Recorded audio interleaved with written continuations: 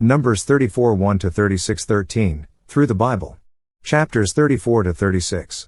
Theme: Borders of the Promised Land, cities given to the Levites, law regarding the inheritance of the land. Borders of the Promised Land. This is an important chapter, because it defines in unmistakable terms the extent of the land that God gave to Israel. Also, it underscores the fact that God gave the land to Israel for an eternal possession. Regardless of who claims it today, that land belongs to Israel.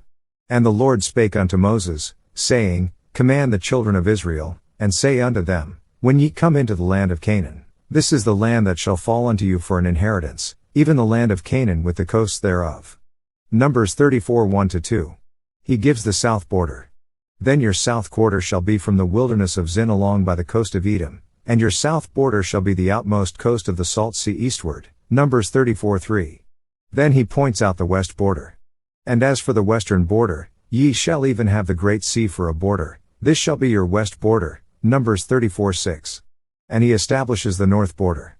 And this shall be your north border, from the great sea ye shall point out for you Mount Hor, from Mount Hor ye shall point out your border unto the entrance of Hamath, and the goings forth of the border shall be to Zedad, and the border shall go on to Ziphron, and the goings out of it shall be at Hazar-Enon, this shall be your north border. Numbers 34 7-9. Then he defines the east border. And ye shall point out your east border from Hazar-Enon to Shephem, and the coast shall go down from Shephem to Riblah, on the east side of Ain, and the border shall descend, and shall reach unto the side of the sea of Kinnereth eastward, and the border shall go down to Jordan, and the goings out of it shall be at the salt sea, this shall be your land with the coasts thereof round about. Numbers 34 10-12. The Lord then specifies who is to be responsible for the division of the land among the tribes. And the Lord spake unto Moses, saying, These are the names of the men which shall divide the land unto you, Eleazar the priest, and Joshua the son of Nun. And ye shall take one prince of every tribe, to divide the land by inheritance. Numbers 34 16-18. He even lists by name each prince that is to have this responsibility. I won't quote these verses because it is a little monotonous to us today. But it was very important to Israel in that day. The chapter concludes by saying, These are they whom the Lord commanded to divide the inheritance unto the children of Israel in the land of Canaan. Numbers 34:29. Cities given to the Levites. As we have learned, the Levites were taken from among the children of Israel instead of all the firstborn. The Levites belonged to the Lord. They were not given a section of the land of Israel, but they were given cities to live in.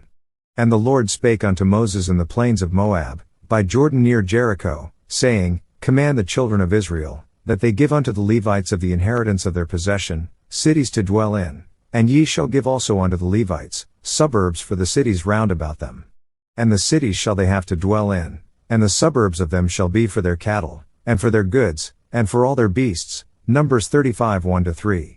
The suburbs are the pasture lands that were also reserved for the Levites. And the suburbs of the cities, which ye shall give unto the Levites, shall reach from the wall of the city and outward 1,000 cubits round about. Numbers 35 4. Of the 48 cities that were assigned to the Levites, 6 of them were designated as cities of refuge. And the Lord spake unto Moses, saying, Speak unto the children of Israel, and say unto them, When ye be come over Jordan into the land of Canaan, then ye shall appoint you cities, to be cities of refuge for you, that the slayer may flee thither, which killeth any person at unawares. And they shall be unto you cities for refuge from the avenger, that the manslayer die not, until he stand before the congregation in judgment. And of these cities which ye shall give, 6 cities shall ye have for refuge. Numbers 35 9-13. The Levites were to set up 3 such cities on the east side of Jordan, and 3 on the west side of Jordan. A man who had unwittingly killed a person could flee to the city of refuge. This would save him from mob action, or from the action of some zealous person or relative, who might be emotionally wrought up at the time. This gave time for a fair trial later. Then the congregation shall judge between the slayer and the revenger of blood, according to these judgments, and the congregation shall deliver the slayer out of the hand of the revenger of blood, and the congregation shall restore him to the city of his refuge, whither he was fled, and he shall abide in it unto the death of the high priest, which was anointed with the holy oil. Numbers 35 24-25. Notice, however, that the protection of the cities of refuge did not apply for the willful murderer. Whoso killeth any person, the murderer shall be put to death by the mouth of witnesses, but one witness shall not testify against any person to cause him to die. Numbers 35:30. Now, the Lord gives the reason for these commandments. So ye shall not pollute the land wherein ye are, for blood it defileth the land, and the land cannot be cleansed of the blood that is shed therein, but by the blood of him that shed it. Defile not therefore the land which ye shall inhabit, wherein I dwell, for I the Lord dwell among the children of Israel. Numbers 35:33-34. Law regarding the inheritance of the land. The chiefs of the families of the sons of Joseph presented a problem to Moses. If the daughters of Zelophehad should marry men outside their own tribe, then their land would pass into another tribe. So Moses tells them the word of the Lord concerning this. This is the thing which the Lord doth command concerning the daughters of Zelophehad, saying, Let them marry to whom they think best, only to the family of the tribe of their father shall they marry. So shall not the inheritance of the children of Israel remove from tribe to tribe, for every one of the children of Israel shall keep himself to the inheritance of the tribe of his fathers. And every daughter, that possesseth an inheritance in any tribe of the children of Israel, shall be wife unto one of the family of the tribe of her father, that the children of Israel may enjoy every man the inheritance of his fathers.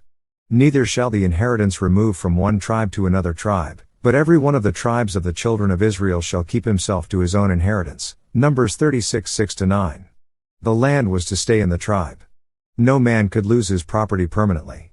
In the year of Jubilee, all property that had been mortgaged reverted to the original family again. This was a marvelous arrangement that God made for his people. It was the way he protected them. These are the commandments and the judgments, which the Lord commanded by the hand of Moses, unto the children of Israel, in the plains of Moab, by Jordan near Jericho. Numbers 36:13. This concludes the book of Numbers. Also, it concludes the public ministry of Moses. Deuteronomy will continue with the private ministry of Moses. It has given us only a glimpse into the lives of God's people during the wilderness experience. Marked by failure, rebellion, complaining, and tears, it provides valuable lessons for our own lives as we move through the wilderness of this world.